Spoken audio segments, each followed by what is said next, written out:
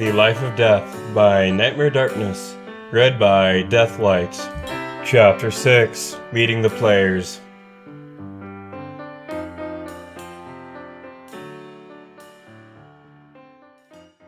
The crackle from the fireplace in the study was the only sound that broke the silence that hung between Celestia and myself. I didn't know, but the look of concern and disbelief made the pit in my stomach all the more troubling.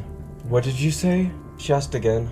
"I was collecting a soul, and darkness came out of nowhere and tried to capture the stallion," I explained as evenly as I could. Being so new to the job, I could only imagine what could be going on in Celestia's mind. I had only seen her aloof and smiling in pictures I had seen. This news had ponyfied her. "Darren!" she said suddenly. A guard opened the door. "Your Highness?" he asked, puzzled. "Get my sister immediately," she ordered. He nodded and disappeared, closing the door. She looked back at me, slouching against the chair. "What did the darkness try to do?" she asked. "It seemed evil, if that's what you mean."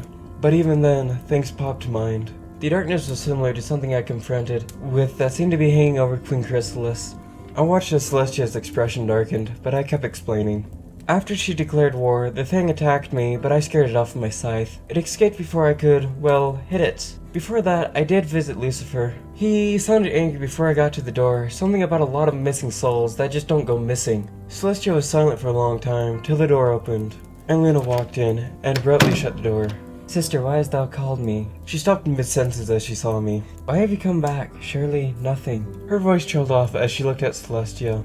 "What is it, dear sister?" Luna asked, walking up and stopping beside me. "Something foul is amiss?" she asked. Celestia looked at me. "Tell her everything you told me," she ordered. Luna looked at me, puzzled with worry. Obviously, she has never seen her sister like this. I began to explain the entirety of it. All the while, her expression getting more and more grim, just like Celestia. As I finished, she found a cushion to sit on, as she digested the information. Just then there was a knock on the door, where a pony opened it, and sat the two sisters. "Your Highness, I bring news," he said darkly. Both sisters looked at each other. "There has been a sighting of a vast change in the army, making their way to the borders of the Badlands. It's odd because unlike their cloak and dagger methods, they usually avoid a front war," he said almost to himself. Celestia stood up and lifted a pen with me, magic scratching the quill against the parchment, then lifted the paper, waving it for the ink to dry. "You had your army mobilized like I ordered?" she asked. He nodded in turn. "Good. I want you to send 6 platoons of Earth ponies, 8 of Pegasus, and 3 Unicorn to reinforce the fort at the border of the Badlands," she said and looked at Luna. "Luna, I want you commanding the fort," she said, and Luna nodded. "Of course, sister. I won't let the changelings take her beloved Equestria." Luna stood up and walked with the messenger pony out of the room, and I simply stood there, letting things simply fall apart. "What do you want me to do?" I asked, slightly overwhelmed.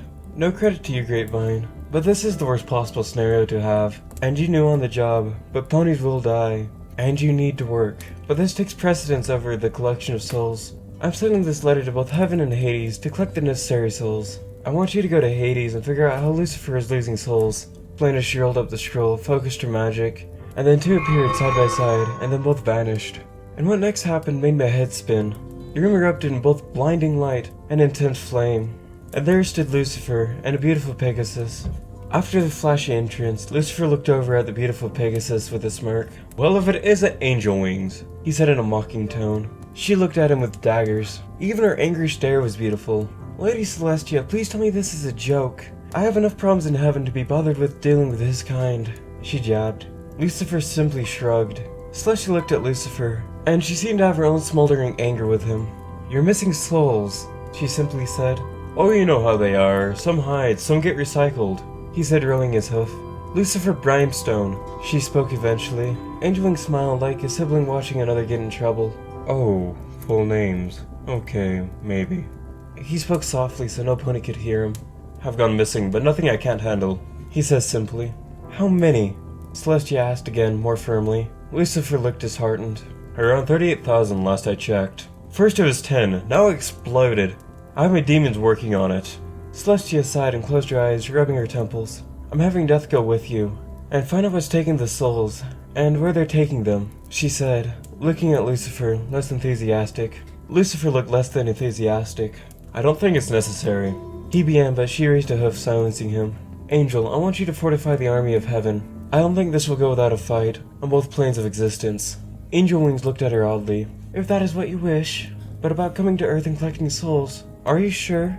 She asked hesitantly. Celestia looked at Lucifer, more than Angel. Each demon and angel will have a set amount of time before they must return to their respective planes. If they do not, they will be ripped from this world violently. Lucifer looked unfazed and nodded along with Angel Wings. Lucifer vanished, leaving behind a smell of brimstone. Angel Wings looked at me with hesitation. If you could. She looked at Celestia, whom nodded.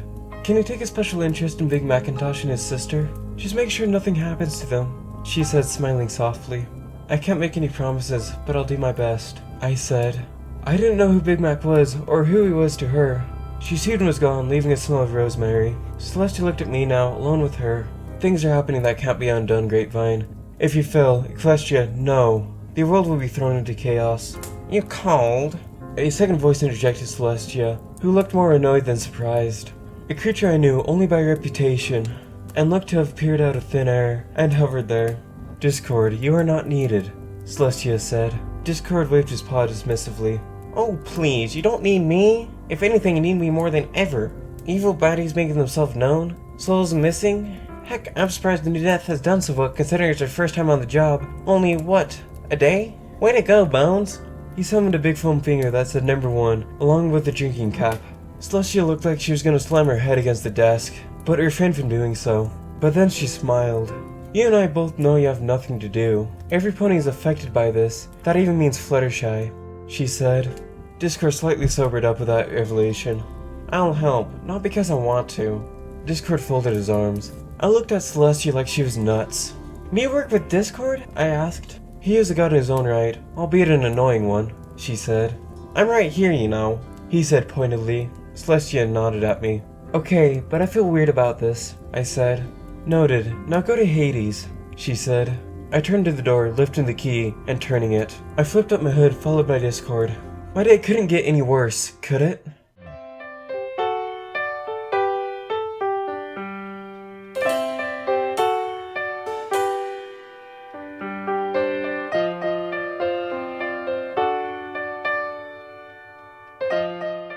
Okay, well, looks like Discord has finally joined the party. I was waiting how long it would take for Discord to arrive, so...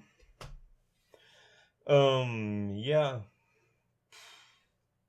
Not really much more to say about this, except it's more of, developing what's going to be happening. It sounds like there's going to be a war, huge war going to be starting on all 3 planes. The Earth, Hades, and Heaven, so... And we also got introduced to a couple new characters there, though I think some of them are just going to be just background forgotten. But I think Angel Wings is going to be a bit more important later on just because, well, she seems to run the realm of Heaven. So, yeah, there's just a bunch of stuff going on right now in the story, as well as your life. So I'll leave you to that and goodbye.